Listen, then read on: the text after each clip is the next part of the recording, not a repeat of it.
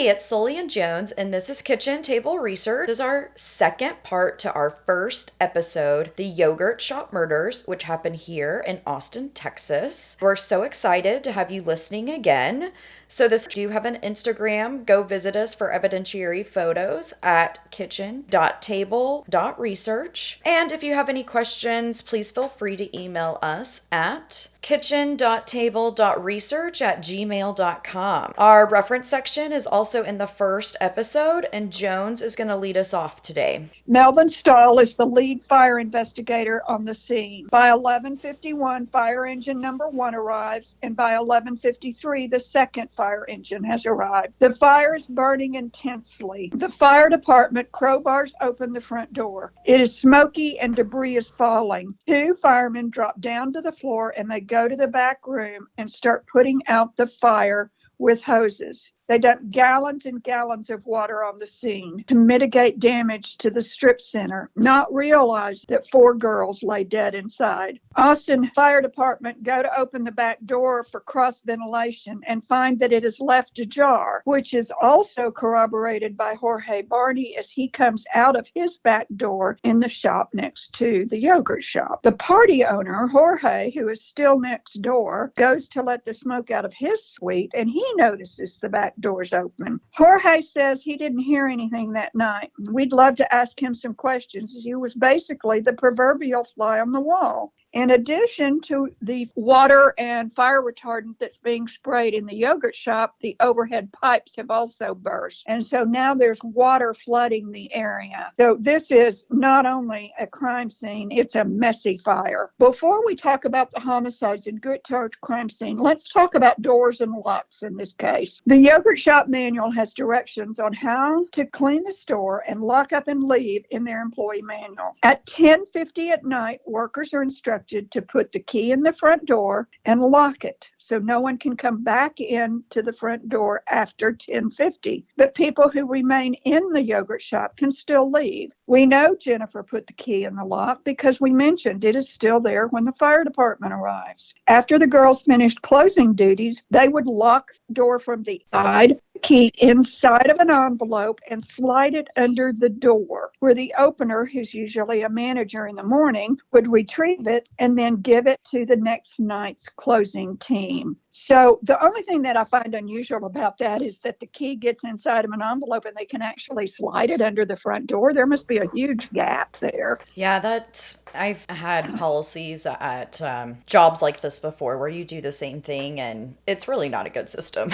No, it's really not. The back door, and there's a key to the back door that's located in the locked office. We know the girls unlocked it that day because Eliza's purse is found in the locked office. The manual also states for the girls to leave the trash by the back door before their end of shift, and morning shift was to take the trash out. We are unsure about the back door lock because it was lost with evidence, and so all we know is that a key was needed to open this door, again, which is normally kept in the manager's office. We know the office was not entered during this crime. And after the case not being solved, 10 years later, a forensic analysis looks at the photos of the crime scene. The investigators see tool markings on the side of the door frame, which makes investigators wonder how this door comes to be ajar when they arrive. On December 7th, investigators buy a lock so that they can tame the crime scene. They pop out the circle where the lock is and replace the lock with a new one. But the old lock, which of course was supposed to be placed in evidence, is never found again.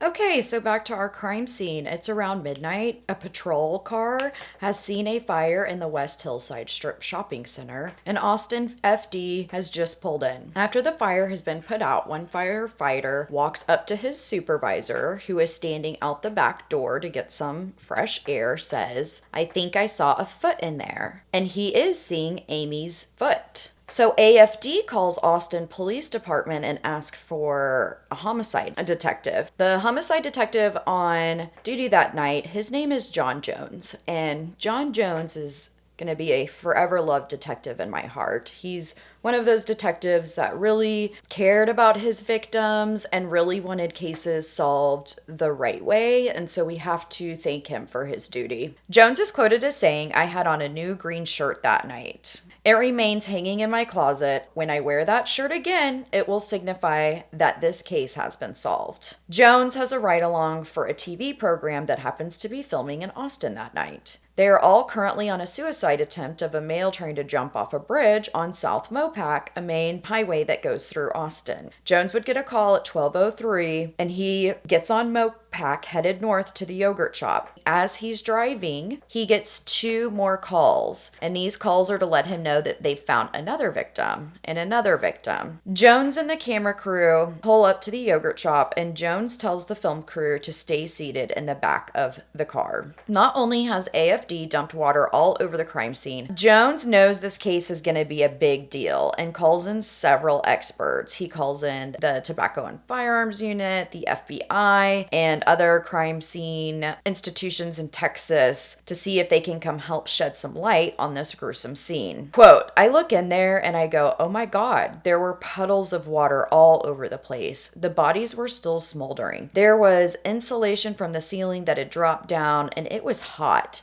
It was smoky, and I was by myself." His next thought, "I need help.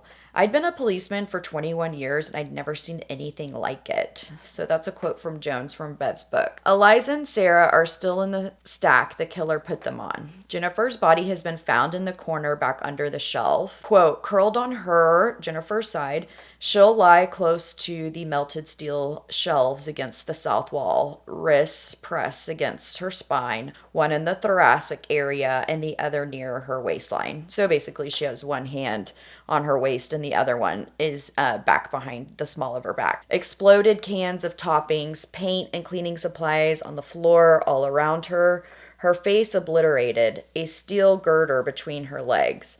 When store manager Therese Price comes, she won't be able to identify the two girls who worked for her. "Quote unquote, they had no faces." I don't understand why Austin doesn't call the Dallas or Houston crime scene lab, as Austin only has one fingerprint lady. Well, and I think that's because they just didn't have the resources to send them down now that I've looked into that. So, Well, thank you. okay. I'm going to start again.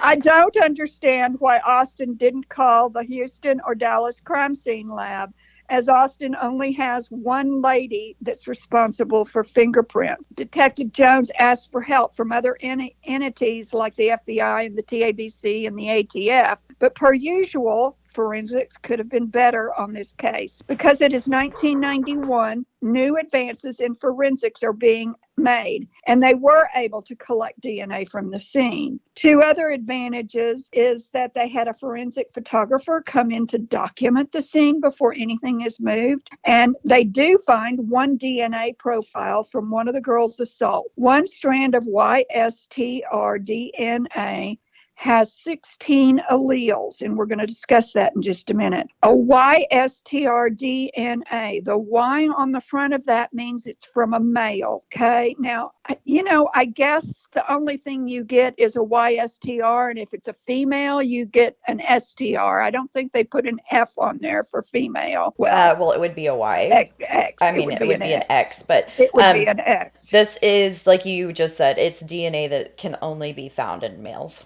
YSTR can only be found in males. Trace evidence such as male hair is also collected.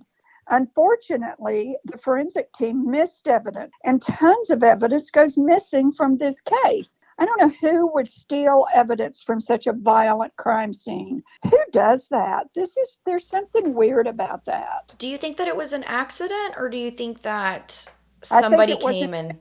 Let's talk about it in theories. The front of the store is not processed. The bathroom's not processed.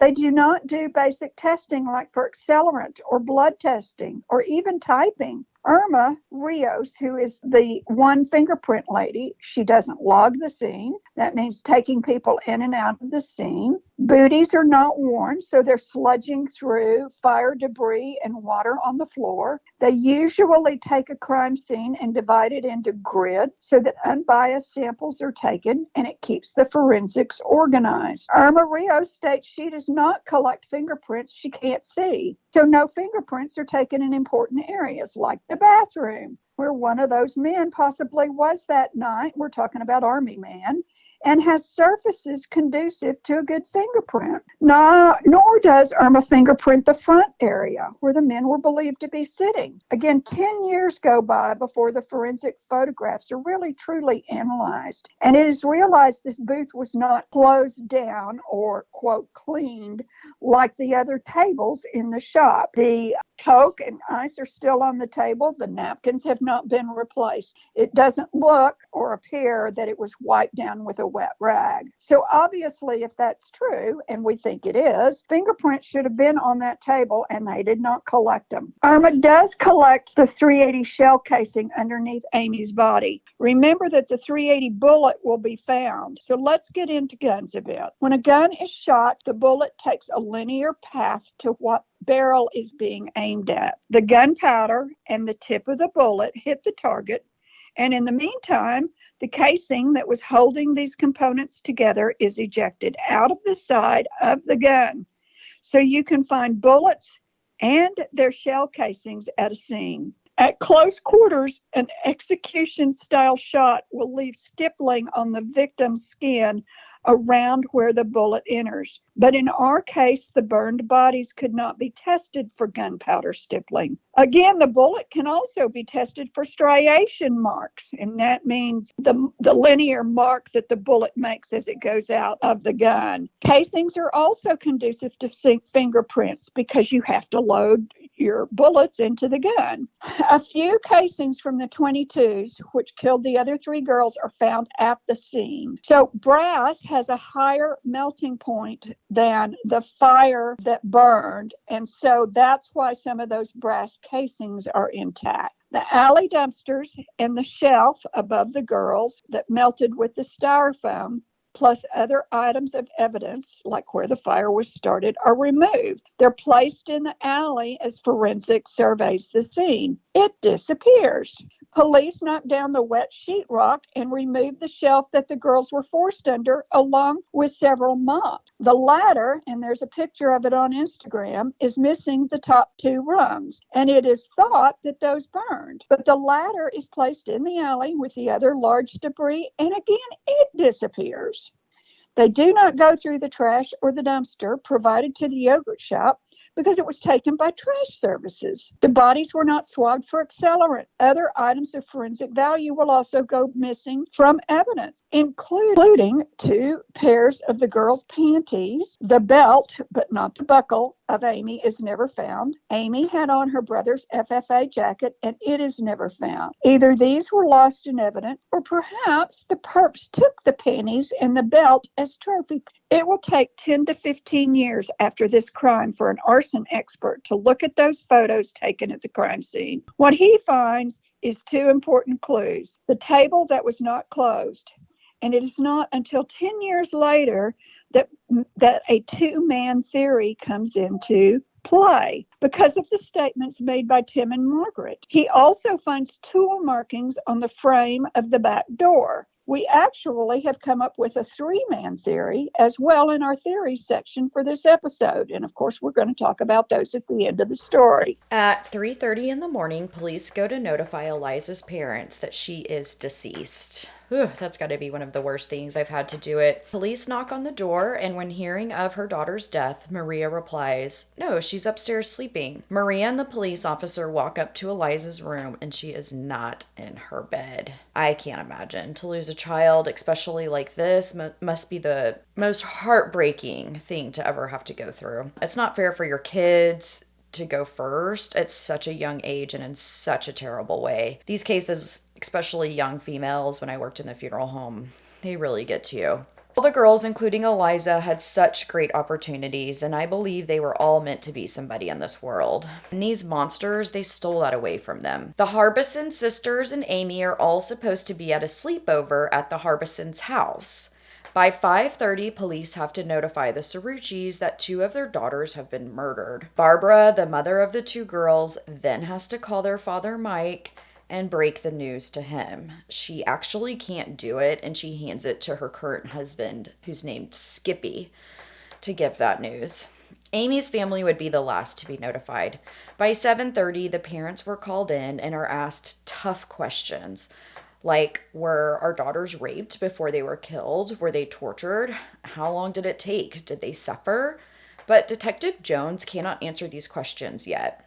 And by about noon, the autopsies were completed. And so later that afternoon, he can call in the families to answer some of their questions. Unfortunately, Jones has to tell the parents, yes, the girls were raped and unfortunately murdered, but that they were all together and died together, and that their deaths would have been pretty quick. So not only are these parents extremely obviously affected by this homicide, people just don't understand the ripple effects of a homicide. It touches so many people, and to have all four girls killed at once in such a horrific way sends shockwaves through the community.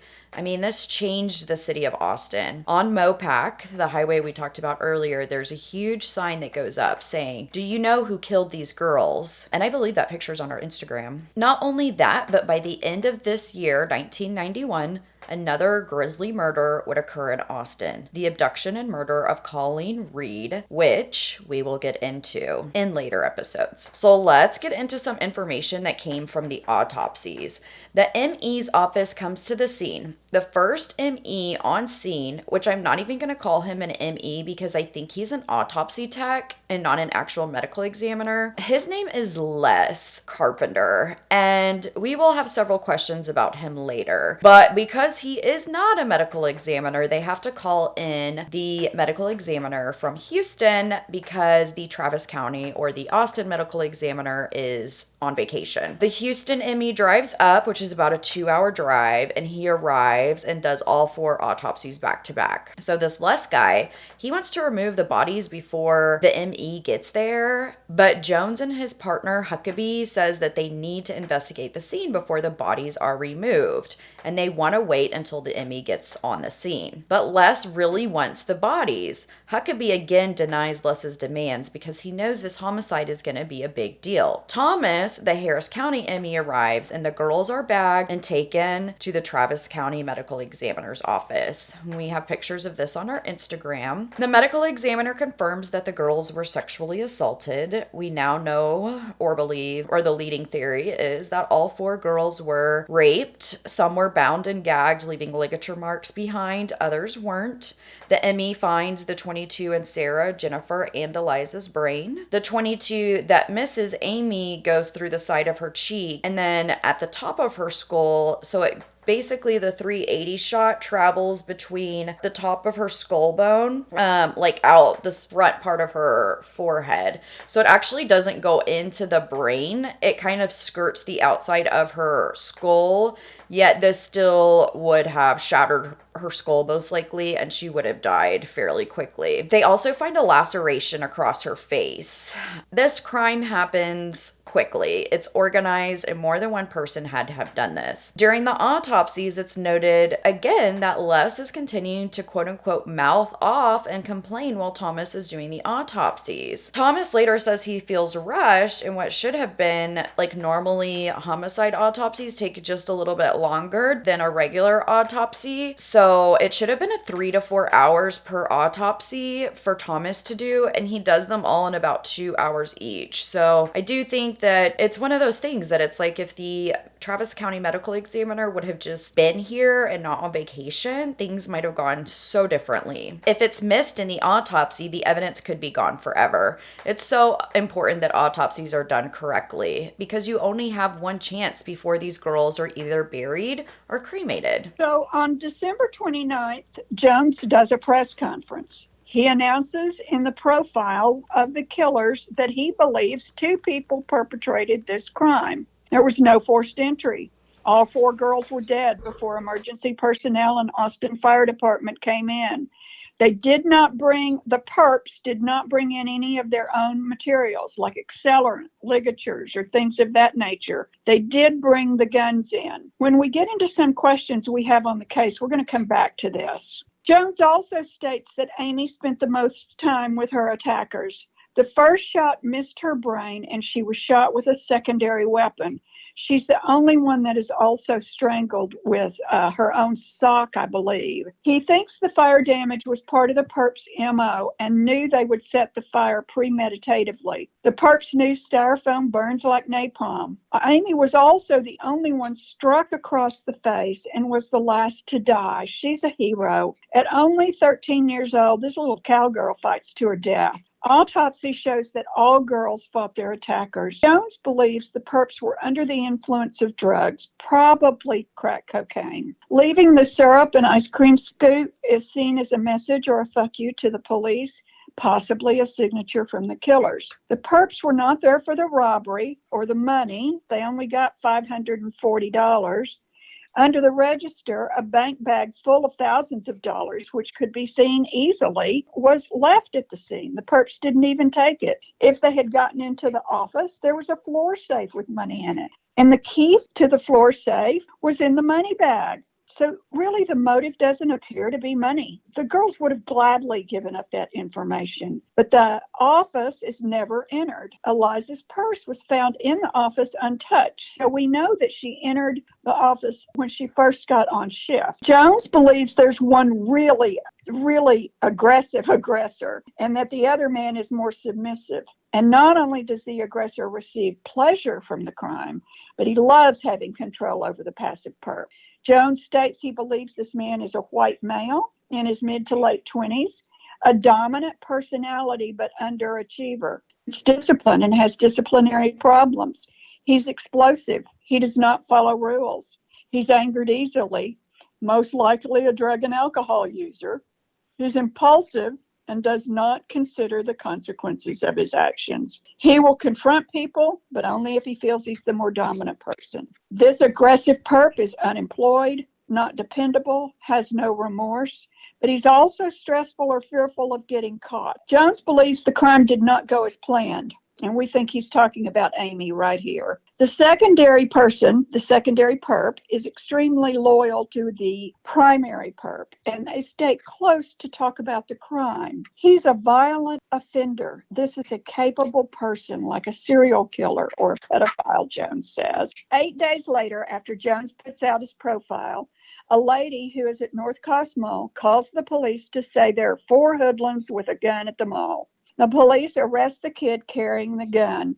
His name is Maurice Pierce. He's 15 and he's carrying a .22 at the mall. Maurice implicates 3 other friends and says they were with him during this crime, and he writes this in his confession. The 3 other men implicated are Forrest Welborn, Michael Scott, and Robert Springsteen. Not to be confused with Michael Scott from The Office, although these boys are about as smart as Michael Scott from The Office is. Jones immediately calls bullshit, and due to lack of evidence, the 4 boys are released. The bullets do not match after striation testing was done on the .22. From the beginning, Jones says these boys weren't smart enough to perpetrate their time. Quote, they were so dumb they couldn't put together a 2-person parade. So could it have been 4 teenage boys? Garza, with Austin Police Department, another officer, says that the scene was evil and one of the worst scenes he's ever been on. And he had to go to the psychologist at work to work through some of his PTSD. So do several other firefighters who worked the crime scene. Jones, who is not only a homicide detective but served in Vietnam, says this was the hardest scene he's ever seen. He states pure carnage. Jones adds that the entire scene looked like it was a black and white with muted tones. The only color of on the scene was the color of the girls who had been so viciously burned. Years go by, 10 years, and our beloved Detective Jones has been taken off this case because he has not solved it. So a new detective is assigned. His name is Hector Polanco. Hector Polanco wants this case solved, not only to figure out the actual killers, but he wants the case closed. So you can see on our IG page a picture of one detective putting a gun to Michael Scott's head in the forced confession that Scott and Springsteen would be implicated on the murder of 4 girls. Not even the kid who was originally arrested for carrying the .22 is convicted. So if the police were right in thinking that these 4 boys did it, either 2 murderers are walking free or 2 innocent men are now on life sentences in death row. On appeal in 2006, because the boys were convicted, one of them was sentenced to life in prison.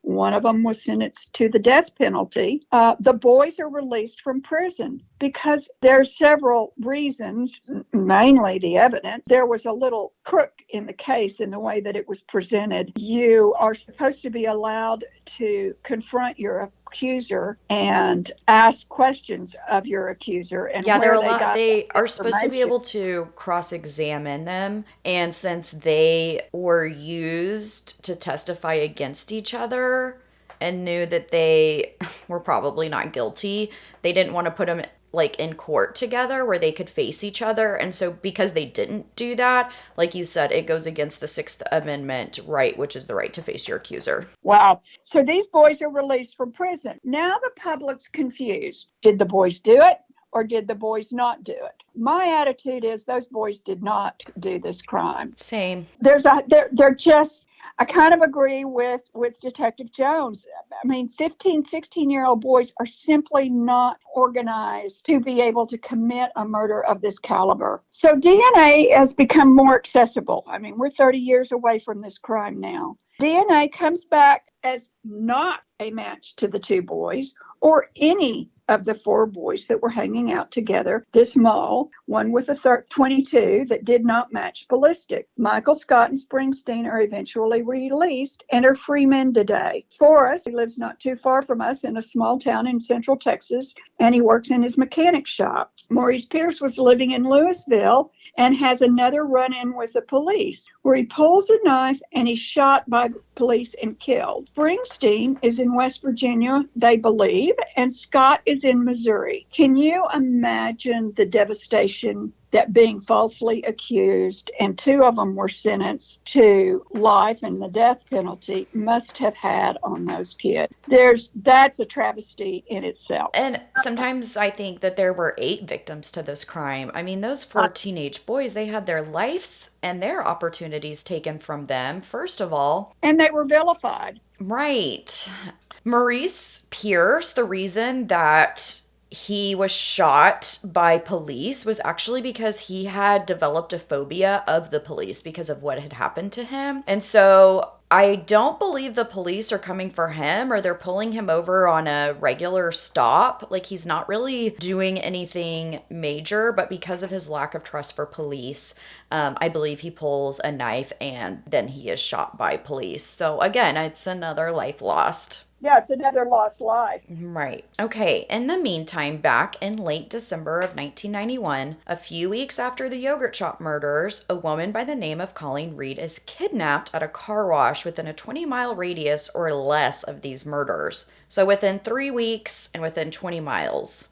The serial killer who was responsible for this is named Kenneth McDuff and would later be put on death row for this crime. We do cover him in our 3rd episode, so stay tuned. McDuff was a lifelong criminal who loves drugs, rape, and murder, and already has several murders under his belt by 1991. He has gotten out of prison after being put on death row, and he continues to kill underage women and sex workers. Yes, you heard that right. He was put on death row and he was taken off and then paroled. So we will get into these nuances in our next episode, Kenneth McDuff. Stay tuned. And then after that, we're going to go over the Las Cruces Bowling Alley massacre, which a lot of people think have similarities with this case. So we're going to dive into that and see if we can find any connections. Soon after Colleen is killed, a woman is killed in the Austin area in a sexual crime that included 3 Mexican men. Jones swears one of the suspects, because they had composite sketches, looks exactly like his composite sketch, and they are able to track these men down. The 3 men confess to this murder and they are extradited back to Mexico. Mexico tries them and finds them guilty of the yogurt shop murders. But the men, knowing nothing of the crime, and later DNA comes back not to match, Jones does not believe that these 3 men are responsible. Okay, so now we've gone through the 4 teenagers. We've gone through the 3 Mexican men. No one seems to be speaking, and no one knows who could have perpetrated these murders.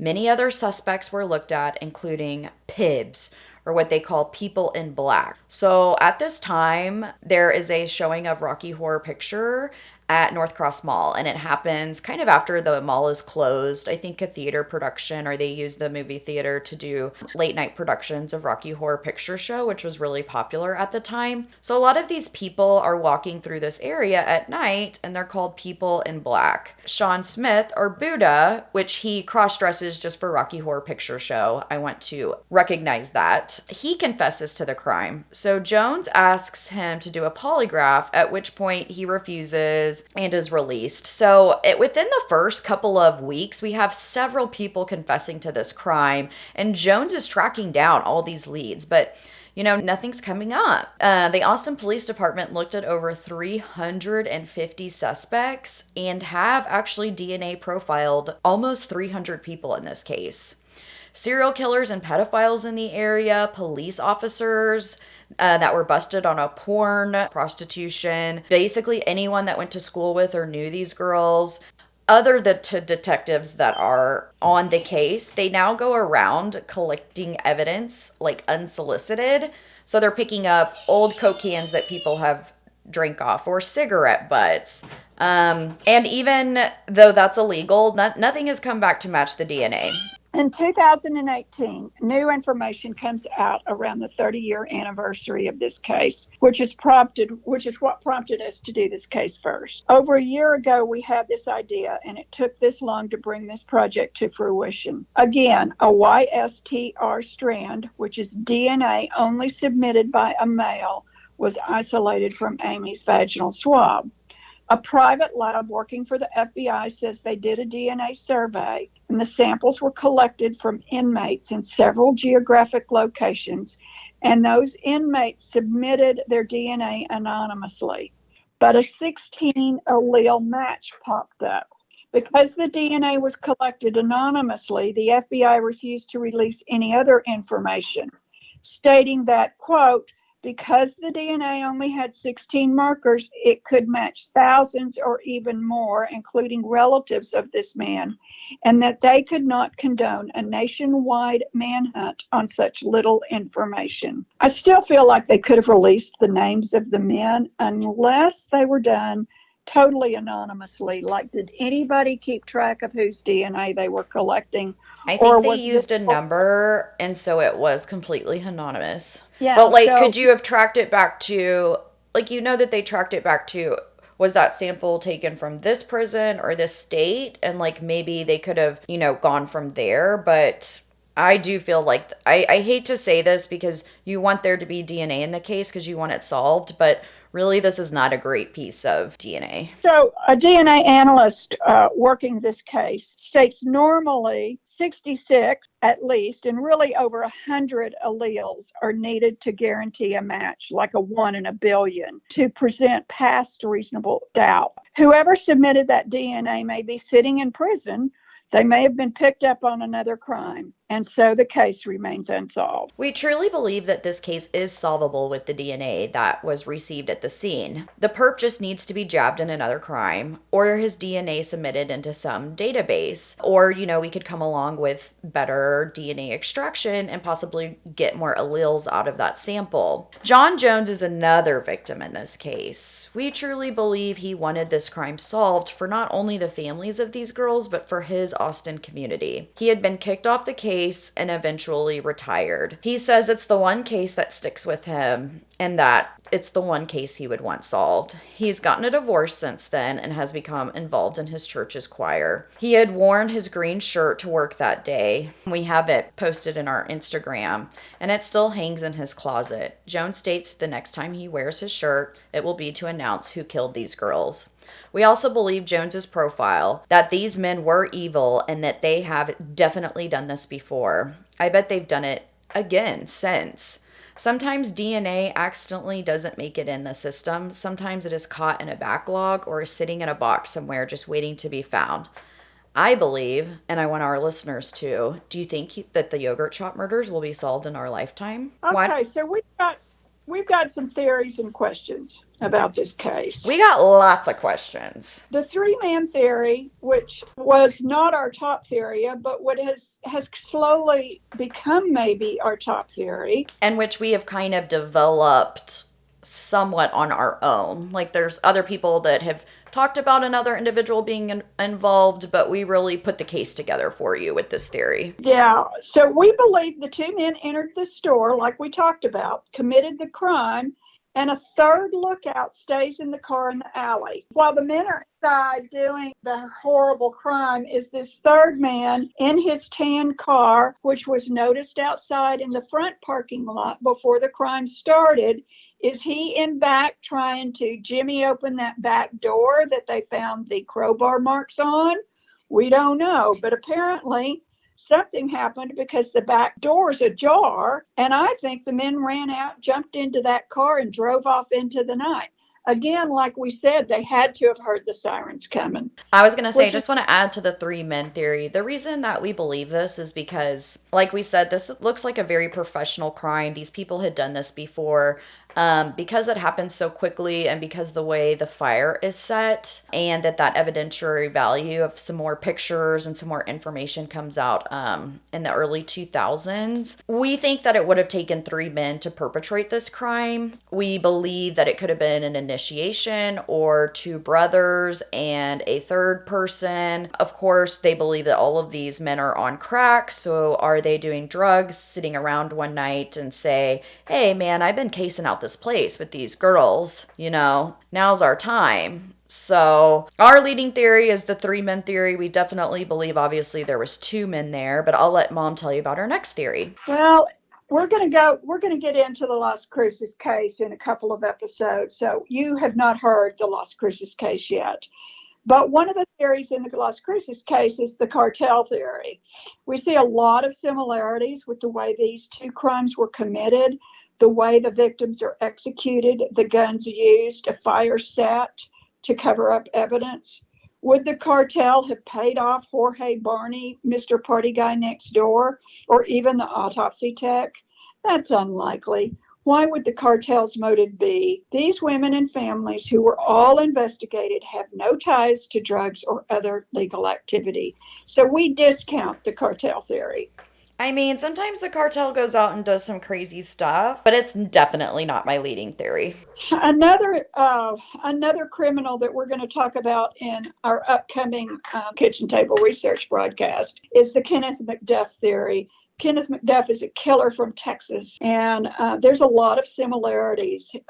Young girls, multiple victims, very little DNA left, the location, the timeline, the fact that it was in a yogurt shop, two girls, the coke, the belt, strangulation, controlling the passive burglaries. Jones's profile's dead on when he makes that in that late December press release. So only one strand out of a possible three would have been collected. So just because that one doesn't match McDuff does not mean that he wasn't there. And we're going to go into it just a little bit more in our next episode. So our next theory is the random attack theory. Jones? Well, it can't be totally random. Okay, it's pretty clear that the place has been cased before the crime. If it's a stalker, how does wanting to kill one woman lead to at least two men killing all four girls and not even killing his subject? I think we're talking about Therese Price here. Yeah. I think this was random. I think it goes back to motive. Motive is important in this case. But what was the motive? Just plain pure evil? I mean, it has to be. So we know it's not the money. I mean, it's not like these women were involved in things where like revenge would have been a factor, or even if that's the case, like going from wanting to harm one person or stalking one woman to then going in and torturing, killing, and raping and then lighting four women on fire. Again, I really think that if you could pin down the motive, it would give you a better cast of suspects to look at. So we're going to continue. Those are the theories. Now we've just got questions. We pull these questions kind of out of thin air. We talk about them. We see if we can solve and answer the questions based on what research we've done, or if in fact it's a true question. So here we go with questions. I'm going to do the first one. Les Carpenter. So, was Les Carpenter involved? We cannot find anything about this guy prior or after. I mean, we can't find anything about him. Mom did some research. I have done some research into the Travis County Medical Examiner's Office. I've actually worked under the Travis County Medical Examiner's Office. So, who is this Les Carpenter and where did he go? Like, do you think that he actually worked for the ME? Who is this guy? And He if has to go for the ME. okay, so if he's in which I'm not everybody that works at the medical examiner's office wants to become a medical examiner. For example, I stopped at autopsy tech and body removal because you have to go all the way through medical school to be a medical examiner, and you have to go through pathology. It's a very hard course, but to have worked for the medical examiner's office would have mean that they would have done background checks and things like that. So the fact that we really just can't find anything about him is a little bit weird. But why would he target these girls? And how does him coming in after with wanting to take the bodies back and so forth? I mean, does that really make him a suspect? Or do we think he's just kind of an asshole, like our colloquial Karen? So why don't you go into Jorge then? Okay, so Jorge Barney, who owns the Party Shop, formerly the Party Pig, shares a wall with the yogurt shop, and he's in his office when this crime takes place. I can't find anything about what happened to him either. I know he was questioned extensively. We don't find any testimony from him in the court cases. He said he heard a couple of pops. It's hard to believe that he doesn't hear anything. He was either conducting his own illegal operations, knew something, or has a motive for not coming forward. A fire is set on the wall on the other side of the drywall from where he's supposedly sitting at his desk and watching TV and eating his pizza, and he doesn't hear a thing. He does walk out the back door of his own shop as the police are arriving and going out the back door from the yogurt shop, and says the door was ajar when he walked out of his own shop. So we do know that back door had been open, and the Austin Fire Department also reports that as well. And that's kind of why we even went with the theory of the cartel is, would they have paid him off? Is he our third man? Being kind of a lookout for these two guys. Does he have a motive? Again, that's kind of what made us look at the cartel theory. But again, we're just like totally pulling this out of our butts because we don't know anything about Jorge Barney. We can't find anything about him or anything really about the party store that he owned. So let me interject something right here. This is a wild theory that I thought about extensively while I was driving one day. Check this out. What if Jorge Barney closes his store at 7, let's say, okay?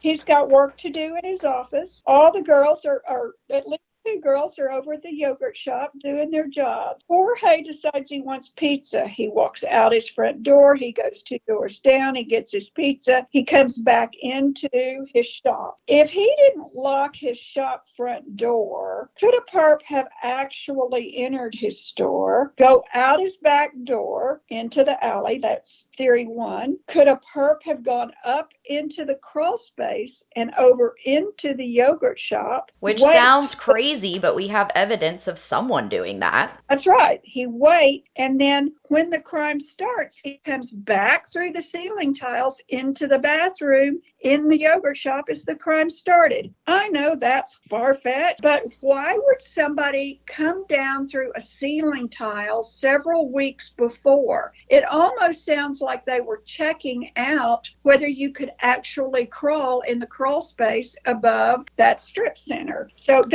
I just thought of that, and I wanted to put that out there as one of the possibles. Well, and like we said, what if Jorge Barney is our third perpetrator? Right. What if it was done? And maybe somebody paid him a very good amount of money to allow this crime to happen. Again, motive would be, I don't know, but... Well, I think motive would be, hey, we know that there's vulnerable women that are left working alone at this late hour, and it's the only store in the strip center that remains open after the 10 o'clock hour. Look, if you pay me $100,000, I'll let you go in there and rape those girls. But then, of course, you think, okay, so now we have 4 women, and now a whole fire has been set. We definitely think that the perps would have been shocked if they were casing the place to find 4 girls instead of 2. So they would have really had to have kind of changed their plan, especially to be able to get away with this. Right. They had to sit in that car out in front that several people witnessed before any of this started and rework the plan, because now the plan's different because there are 4 girls instead of 2 girls.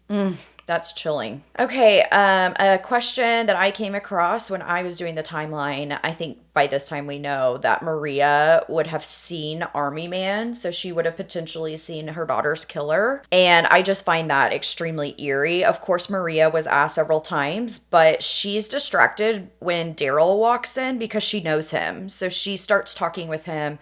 They go to the same gym together. Daryl kind of knows the girls. I really wish, man, that Daryl would have just stuck around, or that he would have said something to Maria. And I'm sure that he kicks himself in the butt every day for that. Okay, so our next question is, so Detective Jones, not my co-host, it's confusing. How did Jones in his profile states that they did not take any extra items into the store that night, probably meaning that they didn't find anything like extraneous that wouldn't have belonged there besides the guns. And so I think this does confirm that there was no accelerant used, because how would they have brought accelerant in? It's like, unless our third man theory is true and a man brings gasoline in through the back door after it is pried open. But of course, AFD, APD, no one says that it smells like, nor is there accelerant patterns. But again, it's like this fire burned so hot, and the styrofoam would have had to have left some sort of pattern, don't you think? So are they just saying that outside of the styrofoam pattern that there's not a secondary accelerant pattern? Yes, I think that's exactly true. I think if somebody poured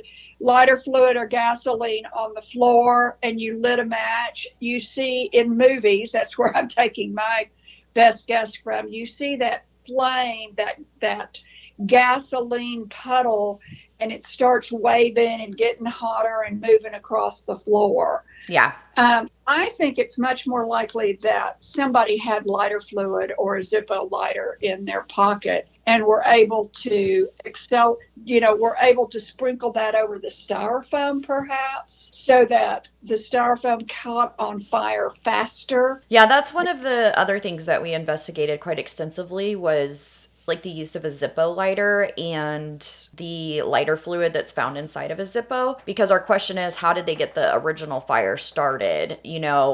Normally you need tinder or something to get the fire going. Now, is styrofoam flammable enough that as soon as you light it, it just kind of takes off? But again, it seems like they're putting a lot of eggs, and this styrofoam is gonna burn down all the evidence basket. Right. And is that the reason Army Man went to the bathroom, was to case out the back of the store to see if there was some kind of, quote, something that could be used to burn?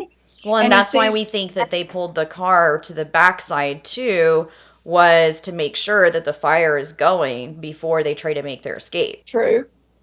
I get that. I understand that too. And I just want to restate that the fire burned so hot and so contained in that back corner that actually when AFD comes on scene, they find that cup of ice still sitting there. So the fire wasn't even hot enough to, get to that point. Right. It never came into the front part of the store. No, not at all. The smoke did, but the fire didn't. It didn't even reach the bathroom if you go look at our map, or the office. It really stayed in that back corner. Yeah. We've talked a lot about the women folding and stacking their clothes. Why do you think they would have put them in a neat stack? I mean, do you think that... And then again, Teresa's, when her apartment's broken into, her panties are found folded into a neat stack. So what's your guess on that? I have no idea. A neat freak for men that want to kill and rape. Well, sometimes they do, put serial killers into organized and disorganized. This is obviously an organized crime. And is he so organized that he's like OCD? I mean, why spend the time making these women fold their clothes when they know they're on a tight timetable? I know. I cannot explain that. I don't understand that. Obviously, if I were asked to strip and get naked, I would undo my clothes and just leave them in a pile. I'm not going to be folding my clothes. Yeah, it's like So when you were get they home from a told? long day of work, you just kind Right. of Kind fluff of them throw off onto the everything floor. down. Maybe some people hang them up, but that's not me. And I don't think that's a serial killer who's in a rush to rape a woman. Right. Another question we have is why were no police stationed at the crime scene from the beginning of the investigation until this crime scene was ultimately released? And I have to assume this crime scene was a crime scene for many days. Why was there not anybody positioned at the yogurt shop 24/7? I know the APD was short on staff, but this was the biggest thing that had ever happened in Austin, except the Charles Whitman murders in 1965 from the UT Texas Tower. Why was there crime scene? Why wasn't there any crime scene at the back of the store? If the trash was removed, okay, if the Like trash was just removed, first of just all, this picking would up have been on a trash. Saturday, just picking up trash. The trash would not have come down the alley on a Saturday because trash doesn't get picked up on Saturdays. So is the trash left in the trash can for Saturday and Sunday and then maybe picked up Monday and taken to the dump? Had they Well, just why not isn't gotten to that back dumpster to see if there was any right? evidence in there? And like you said, why didn't Apparently, they halt the taking of it? right. And the forensic investigation team, we spoke about Ms. Rios. She asked one of the policemen to lift up a burned piece of sheetrock, and he said, quote, I don't see anything down there. And that was all the investigation they did on that trash bin out in the alley. So that is just too strange. I mean, that's not the way that would happen today. I mean, even if they could go back through the trash and it's not from that night, because that night the trash would have been left inside per, the employee manual, Right. they still could have seen, maybe receipts or put together a better timeline of other people who had come in that would lead them to other suspects. We're not saying that the guns are in the trash can or anything, but geez, at the site of a murder, going through trash, I feel like is 101. Yeah. Okay. So we've already said this, but we'll say it again real quick. If there's no hits of DNA in the database or the hundreds of people that they compared DNA to, then how rare is a 16 allele profile? And the answer is that is not rare at all. There are bukus of people who will share that same 16 allele profile. And that is why the FBI determines that privacy of a human trumps a common 16 allele profile. So that maybe that's a reason why we don't have a DNA match or why we don't have a certain DNA match. But it's Do like if you they think went there? after these four teenagers so hard, if they have one pop in Austin at the time, are they going to go after that person? I don't know. I don't know. I think I do. I hate to say this. I agree with the FBI. If it's going to match thousands and thousands of people and it truly is anonymous and they can't pinpoint which prison or which state it came from, it's really just a drop in the bucket. I mean, it's a needle in the haystack. It is a needle in the haystack. And this whole DNA stuff that's recently come back up with the 16 allele is just shrouded in mystery. I don't think we know the whole story behind that DNA, frankly. I don't either, but the fact that people are saying that the FBI is like covering up this huge conspiracy or this or that, or that's not why the FBI is releasing it, I think it's a little over the top. I do feel like Americans like their privacy. You don't want somebody knocking on your door just because your DNA matches somebody that murdered somebody 30 years ago. I mean, that's a little extreme, don't you think? So, my next question is going to be, how do you feel about anonymous DNA or genetic DNA testing being used to catch killers, as in the case of the Golden State Killer or James D'Angelo? I jump up and down. If you can solve a murder by any method, DNA profile, gun profile, fingerprint profile, go for it, because criminals are criminals. And I believe the good guys ought to be on the receiving end of goodness, not death. Well, the difference between this case and the Golden State Killer is they had I think they had a full elite, like a full profile. I think they from did too. one Well, person. they did. They didn't have a full profile from him, but they matched it to one of his relatives. Remember that? Yes. But they And had then they more than 16 traced back the alleles. genealogy and came down to this D'Angelo guy who committed all those rapes. Right. And what I'm saying, though, is that they had more than a 16 allele profile, though, to work with Yes. from the beginning. Yes. Right. And Yes. I've actually, so we've both studied that case quite a lot. If it interests you, again, that's a rough case. But if it interests you as listeners, we can think about doing it in our next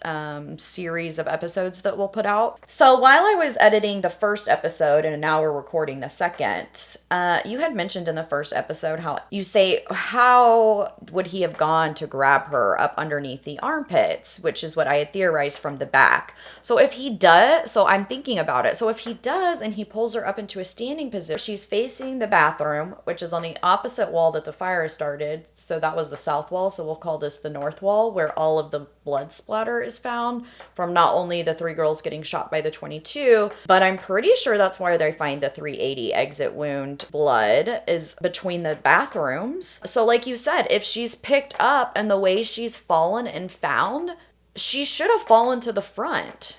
She should have fallen with her head towards the bathroom, yet she's fallen with her head back towards the south wall. So Agreed. did he literally where, because it goes through the top of her scalp, did he just get her in a position where she wasn't quite standing and just kind of picks her up by the scruff of her neck? Or, I mean, she's naked. So does he just kind of pick her up by the neck or by the arm and hold her while he's shooting her so that she falls backwards instead of forward? Well, what about this? We know that she's found with a sock. What if he used the sock to control her, which left at least one hand free to have the 380 in to be able to shoot her? So do you think that ligature, the sock, was put on her before she climbed out of the pile or after? Had to have been before. I mean, why would you put a ligature on somebody that's already dead? So it had to have been while he was raping her? I don't know. Or as they saw her crawl out of the pile, right? Did someone grab a sock from the top of the top of the folded clothes and use that? Because remember, that's a half hitch knot around Amy's neck. Right. And the sock is found on her neck, I believe. Yes. Okay. So that makes sense. I like that theory. Do you have any other questions or comments? I do. Okay. We talked about the caramel, the toppings for the yogurt being poured into wounds. And I said, I just don't think that you could do that really. And then when we were listening and reading, they say that the cans of toppings exploded. So I think what they're talking about is those cans of chocolate and caramel and brown sugar topping, whatever, exploded from the heat. And that debris and food product came down on the girls on the floor. I think that's what that means. Sure. The only thing is that when I was reading about it, it says that it was poured inside of their wounds specifically to possibly get rid of evidence. So there's another question I have, because now you've got two people saying two different things. Right. Which occurs a lot in this work, because you have one person theorizing something, you have a person that can't remember anything. I mean, some of these people are coming forward with witness statements 10 years when they put the boys on trial, and so it's been a while. And, I know that Daryl has a security cop background, but even people like him can be wrong about eyewitness testimony. I mean, we know how bad eyewitness testimony can be, especially the longer the case goes cold and the more people hear about it or read about it or see about it, they start incorporating those memories into the current memory that they have. So when Daryl talks about this, I know that they interview him originally, but then he's interviewed a second time when the boys go to court. And so what are the differences between those testimonies, I wonder, Yeah, interesting. Although I would think if anybody was able to give consistent testimony, it would have been Daryl with his background. Enjoyed the visit today. Enjoyed being able to present you guys information. Go ahead and wrap up this case.